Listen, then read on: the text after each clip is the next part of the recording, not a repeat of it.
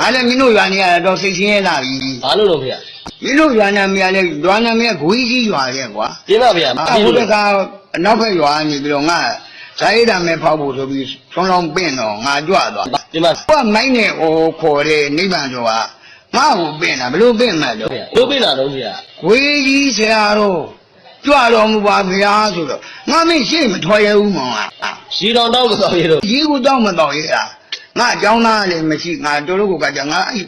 မဲလဲသွားနိုင်နေလို့ဒီလိုလောင်းနေဆုံးလဲငါမခံတော့ပြန်ချတာ အဲ့ဒါဆိုရင်ဆရာတော့နာမည်လေးပါလေဘွယ်ပြောင်းပါလား ။အော်မင်းလုံတာပေါ့ကွာ။အဲ့ဒီဂွေးကြီးဆရာတော်ဆိုတဲ့နာမည်ပြောက်အောင်လို့ဆိုပြီးငါကြောင်းနဲ့ကိုတော်ပြည်စီတဲတာ ဩကိုတော်မီဆရာတော်လို့ဖြစ်အောင်လို့ ။ဒီပေါ့အဲ့ဒီကိုတော်ပြည်ကမှပိုးဆိုးသွားပြီ။ ဟာဘလူဆိုးတာတော့ အာသွန်းလုံးပင်းတဲ့ပုဂ္ဂိုလ်ကဇာရေးတံမင်းနိုင်အောင်ဆိုပြီးဘယ်လိုပင်းမှတ်တော့ ဘလူပြင်းတာတော့ဖေ ကိုတော်ကြီး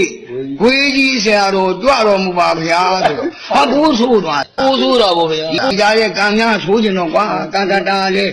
နေလုံးတော့သူ့စီကရွာတယ်လေကဇာရေးတံမင်းဖောက်တဲ့ခါကျတော့သူကပယုတ်စီဘူးလေးတွေနာကျူဘူးလေးတွေအချီဘူးလေးတွေဒါလေးဖောက်တာကို ပြင်းပါဗျာ ငါကဆိုးကျင်တော့အဲ့ကမုန်းနာကျူဘူးသွားတော့ ပြင်းပါဗျာ ဟိုမိုင်းနဲ့တင်ညာတဲ့လူကဘယ်လိုတင်ညာမှတ် ဘလူကြီးကြတော့ဖေ ကိုတော်ကြီးဝေးကြီးဆရာတော်နာဘူးပါဗျာတဲ့ကဲငါမင်းတို့ကမနေကျင်တော့ကွာ